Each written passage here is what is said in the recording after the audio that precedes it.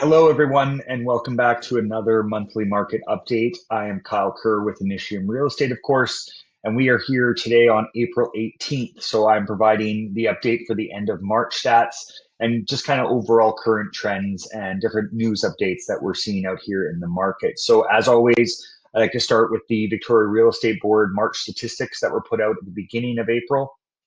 Um, some key highlights here. We had 579 properties that sold by the end of March. That was 5.5% fewer than the 613 sold in March of 2025, but a 24.5% increase from February of 2026. As Chair Fergus Tyne talks about, this is really what we're seeing. We're getting back into more typical seasonal markets. As I've shared before, obviously the COVID market, and then when interest rates started going up, we kind of saw different trends in the markets that got out of those seasonal norms, but we are really seeing more seasonal listings picking up, sales picking up as we go in. And as he talks about in this article, we generally culminate and finish the spring market in May, June. So we are kind of ramping things up as we go forward. Of course, a lot of the news is dominated right now by the conflict in the Middle East and the war in Iran. We've seen a run up in gas prices, which of course is affecting everyone's decision making. And it is something that, if you are a seller in the market right now, sometimes it can seem, well, hey, how is this global stuff affecting me? It's not affecting us, maybe specifically in Victoria. But you have to remember, anytime there's unrest in the world, high cost of living, all these different factors, even if someone can easily afford your home, a good paying job, secure, good investments, good savings, they're still looking at the overall kind of climate of things right now and saying, is this the best time to buy?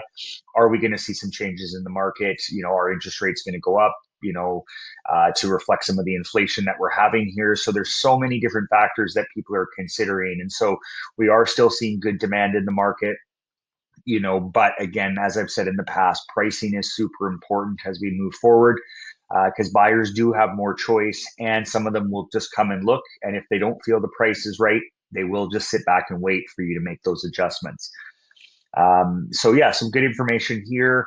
And then as always, I like to just jump quickly into the home price index and take a look at, the three main product categories, single family homes.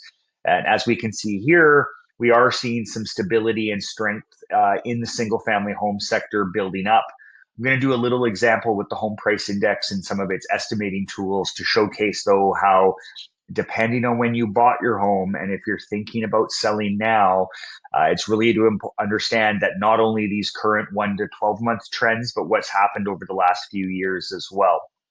Because just because what you paid for it in maybe 2021, 2022, when the market was much more active, we're gonna look at that here in a little minute. But yeah, so what we can see here, though, is overall some pretty good appreciation in the single family home sector over the last 1 to 3 months. Again, this doesn't mean that you can overprice your home, but it does show more positive trends, and that activity is strengthening the single family home sector. But again, pricing is so important. So some nice numbers there. When we dive into the townhouse segment, I've talked a lot about the townhouse segment being pretty popular because it's condo buyers transitioning up, single family home downsizers, on the way down. And again, overall, generally good property appreciation in the last 1 to 3 months, even going back 6 months. But some areas are still seeing a little bit of up and down pricing trends. As I've talked about, this is the market that we're in right now. And so, different micro markets, different municipalities are going through different pricing trends. And then jumping into the condo market, which of course is always a hot topic. I've talked about this before, that again, the news headlines, definitely on the major mainstream news, is really being dominated by by Vancouver and Toronto, where they are experiencing quite a bit of pain because they have an oversupply. Yes, we have higher supply in some submarkets here within Greater Victoria, but we have to realize we are not building 40 to 50 story towers, adding hundreds and hundreds of units at a time. I'm going to talk a little bit about the rental market and rental vacancies because most of the new developments in Victoria the last few years has been on the rental construction side. And so, Victoria developers are generally much more conservative. You have more people, more developers in areas like Vancouver and Toronto that were a lot more bullish, but generally we see Victoria developers be more conservative. And as some of these headwinds were starting to build up, we definitely saw projects get delayed, projects get postponed in Victoria, so that they didn't end up in a situation where they didn't have enough buyers for these projects. And so, again, we talked last month that there was some good pricing appreciation in an area like Oak Bay for condos, but then in the last month, it's saying that things are down about 4%. So again, it's hard to pinpoint exactly what's causing these little ups and downs. But again, we can't just take 1 month and use it as an example for the entire market or even for your specific area. But we have to remember, again, things are going to be a little bit up and down as we continue to move forward. But again, we are seeing some stabilization in some areas that were dealing with more negative price trends before. Langford has really started to stabilize. But again, Langford is an area where there is a high amount of supply, with most of the new development in condos being in the Langford and the West Shore area. And then again, coming back to the sales to active listings ratio, this is really what tells us at a high level if we're in a seller's market, a buyer's market, or in balanced market conditions.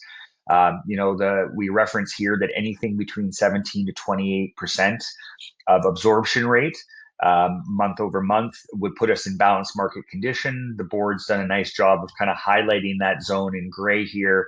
And as you can see, we've generally been in this balanced market condition for the last couple of years. And again, every micro market can be different, but really pricing is important. As a buyer, it means you have choice. But again, if you're a buyer going into a property segment that has low supply and it's a popular area, and if a home is priced very well, it doesn't mean you're going to have the chance to just automatically negotiate and bring that seller down.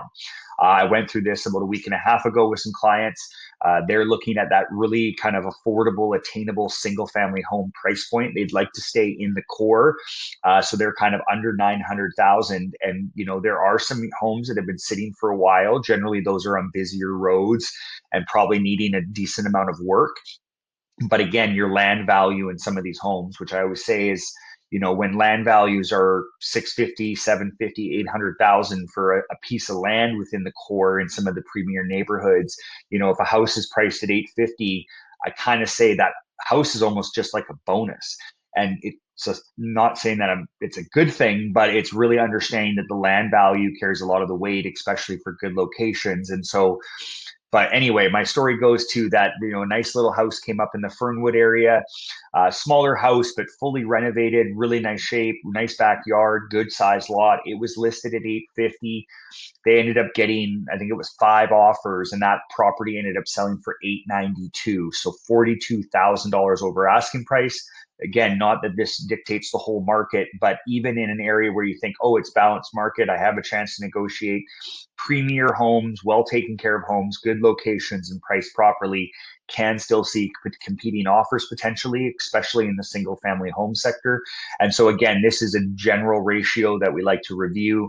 But again, it's really important to understand your strategy. And this is something when I sit down with every buyer and every seller, we have to create a strategy for you. And that depends on your motivation, what your next plans are, what type of property you're interested in, or what property you're trying to sell. And so again, we need to create a comprehensive strategy and an understanding for you to achieve your best goals. And what I'm going to dive into next, looking at pricing. And like I said earlier, depending on when you purchase the home, it's not that you're going to have necessarily a significant amount of gains, as some may expect if they've owned a home for 3 to 5 years. And so it's really understanding that. And some conversations we're having with our sellers right now are a little bit more challenging because either they need to bring their price down to achieve a sale, or I'm always open to recommending that if you have a backup option of potentially renting your property out, it may be a good thing to rent your home out for a year or two while this market continues to stabilize and sort itself out if you need to achieve a higher price. So it's not always the news that you want to hear as a seller, but it's something that you need to be cognizant of, that you really need to understand your current pricing situation and what that entails as things move forward. And so going back to the home price index, and I've brought up this line chart before, and here we are way down here. This is looking at single family home prices, but and I've talked many times before that, when we had the drop off of 2008 into 2009, and then the market kind of stabilized. Again, I've said we're kind of in this similar market right here where things are a little bit up and down. And really, when we track that market really ran from 2010 really until almost 2016 when prices started going up significantly, when we felt that wave of Vancouver and lower mainland buyers starting to come over. And so we're really talking about a 5 to 6 year kind of balanced up and down market. And so if we extrapolate that into, where we were kind of, going into that peak of the spring of 2022, and then prices started to stabilize again, really the beginning of 2003. We're in this up and down, and, we're now 3 years into that market cycle. But again, when I suggested about maybe renting your home for a while or maybe staying put for a little bit, if you need to achieve a higher sale and really need to push that number, we may be another couple years away from when, if we look historically, when the market might start to pick back up again. And it's hard to say, right? With all the global uncertainty, different trends, trade agreements, tariffs, cost of living, we know the government's probably going to need more time to get these things figured out as we move forward. So again, I would never expect that the market's just going to turn in a couple months from now. Interest rate decisions are going to be really important as we work through this as well. But again, and this is where I say it really depends on when you bought your home and where things are now. And each of these areas are a little bit different. Gulf Islands, Malahat area, West Shore, the general area, Peninsula, and the core. And so one thing I want to showcase here about the difference in some of these neighborhoods and everything else is we have this tool here called the price estimate tool. And I don't use this as a direct indication of what your home's property value is, but I use it as a data point to showcase people that, depending on when you bought your home, or if we're taking your home and we're using comparable sales to create a list price.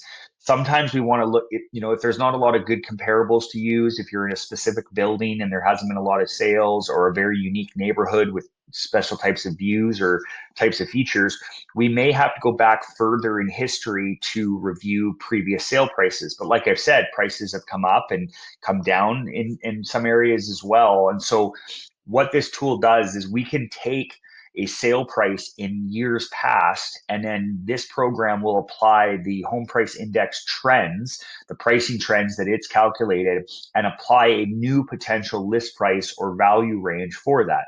And so if we do a quick example here, so I had used the example of, an a South Oak Bay 2-story home. It was purchased in February of 2022, which we know is pretty close to the peak of the market. And if you paid 1.5 for that home then, this tool is saying that that home's value could be approximately about 1.569 million. So that's with no improvements, no changes to the property. This is just very high level. But again, in about 4 years' time, the property's gone up, just over a little bit over, 5 or 1%. And so it's good to just kind of look at this. But now if we compare a similar home, but we go, say, to Langford, where we know, say the Langford Bear Mountain area, where we know there's lots of new development on Bear Mountain. You have the South Point development, Westview, the traditional side of Bear Mountain. So lots of new supply coming on, people that bought new construction prices at the peak of the market. Now, if we take that same property that you paid 1.5 million for in February 2022, the HPI is saying that home would actually be worth 1.367. So down over 130,000 from when someone bought it. And so I've had some of these challenging conversations with some clients in this area, and it's something to really note.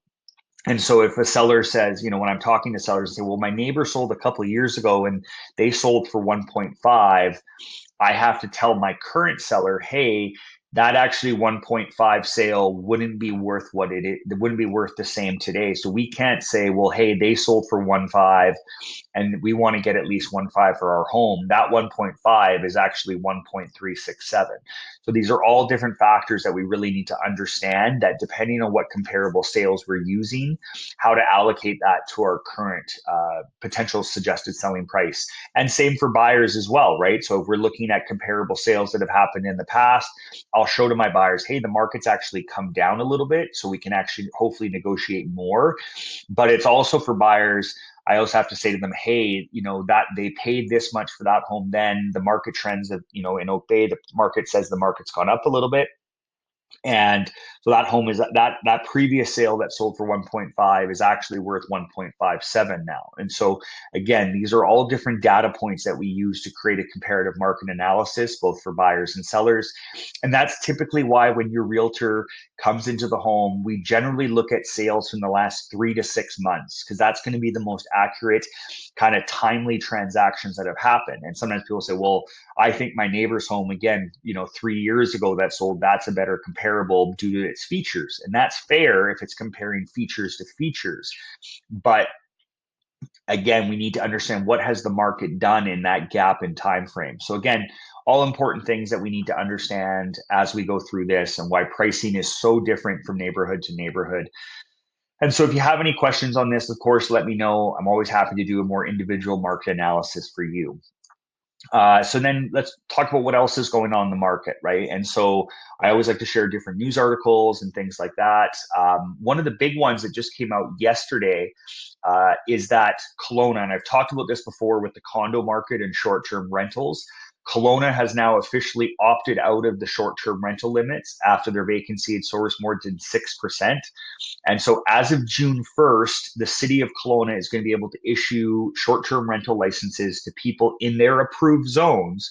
So just like Victoria used to have zones that were legally allowed to do short-term rentals, my feeling was the problem was always people that weren't supposed to be doing short-term rentals in other areas were doing them. Enforcement wasn't great, and it kind of compounded the problem of too many units being on short-term rental. But Kelowna has very site-specific zones. Kelowna had a very good push for this because they had the Memorial Cup coming. It's summertime. The winery and tourism industry was feeling the effect of this ban. And so as of June 1st, the city of Kelowna is going to be able to issue business licenses for these types of homes, which is great for them. It's going to help the economy. It's going to help with tourism, because Kelowna definitely has a shortage of hotels.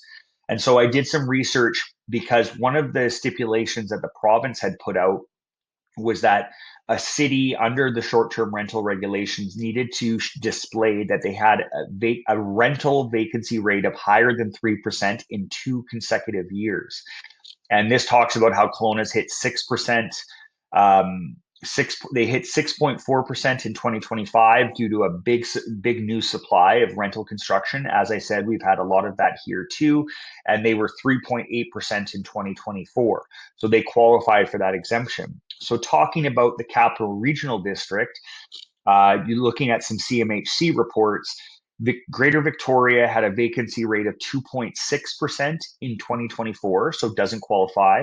But in 2025, we hit 3.3%, which was one of the highest that we had since I think 1999. So again, good surplus in rental vacancy, which helps create balance. Well, as I've talked about before, rents have started to come down.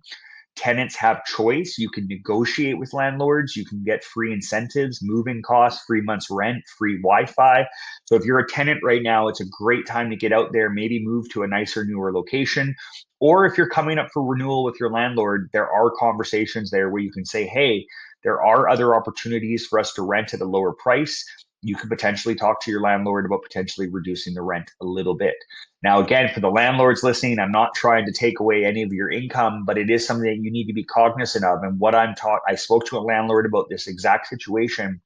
His tenants came to him and said, hey, we have an opportunity to go somewhere else less for about $200 a month. Is there anything you can do with our rent? When we spoke, these were great long-term tenants that he had, really great couple. He said they take care of the home. They're very respectful. They always let me know when repairs need to be needed.